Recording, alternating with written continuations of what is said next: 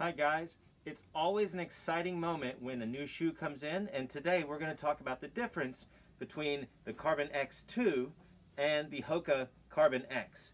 So the Carbon X has been out on the market for over a year now, and it's a shoe we're intimately familiar with. All of our staff here at the store are running this shoe. In fact, some are on their second and third pair of these. Really a game changer for Hoka in that performance category. And one thing we like about it is it's light and springy enough to participate in races, but yet robust enough for you to go out and train in it. So it kind of wears two of those hats. So whenever you love something, it's always a little nerve-wracking when an update comes out because they change things and you wonder, is it going to mess up or is it still going to fit me? So the Carbon X2 has just arrived, and we're happy to say that there's a lot of similarities. So I don't think that if you like this, you're going to hate this. I think there's going to be a lot in common. So a couple of the differences, this one would wear out sometimes, particularly through the forefoot, and it didn't last that long up in the front. Hoka hasn't really spoken much about it, but they did redo the carbon plate that's in there. So I think this was kind of like more of a Mr. Spock sort of shape, the plate that's impregnated into the sole. And from what I understand, this one is a little more evenly distributed, which should help with forefoot wear specifically. The rocker is about the same. And so what Hoka does with a lot of their shoes, all their shoes, is put a curve under it. And so we have a rocker bottom tester here, also known as an envelope. And if you look here, you can see how you can slide it well and truly under the met heads before it ever touches any shoe. And so that rocking effect is going to help with a few things. It helps roll your foot forward, presumably with less contact time as you're running.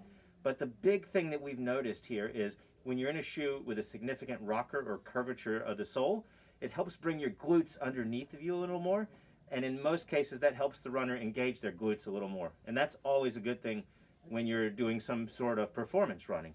Another one of the updates, this tongue was kind of short, and this one on the new X2, they elongated, which I like and appreciate.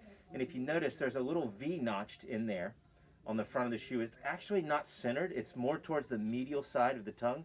And the reason they did that, I'm assuming, is number one, tongue migration. And number two, we actually have a tendon that runs down there.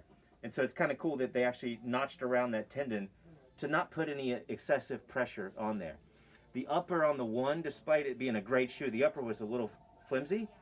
It was ventilated, but you could just see it kind of loses its structure there. And Hoka have done a pretty good job with a better upper here. So it's still breathable, but we think the vamping is going to hold our foot better throughout mid-stance and even into the propulsion phase of running. Not perfect, but yes, it is a lot better. Significant difference in the back in terms of the fairing. Not going to feel much of a functional difference there. They say this is going to cradle your Achilles tendon. It may or may not. Easier to put on, but you may not feel that. The other thing that you're going to notice, or you won't notice, is this is just a couple grams lighter. The price stays the same. And they didn't talk about the forefoot cushioning much. The foam is exactly the same as between the X and the X2, and the little blown rubber sort of mix. They say it's the same.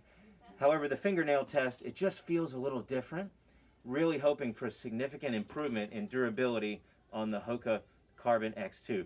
So wherever you are in the world, wherever you're watching this from, you need to try this on. So go to your local run shop, even if you're not here in St. Pete or wherever you are. Try this on because you have to feel it and experience it before you make a purchasing decision. If you have any questions, let us know. Thanks, guys.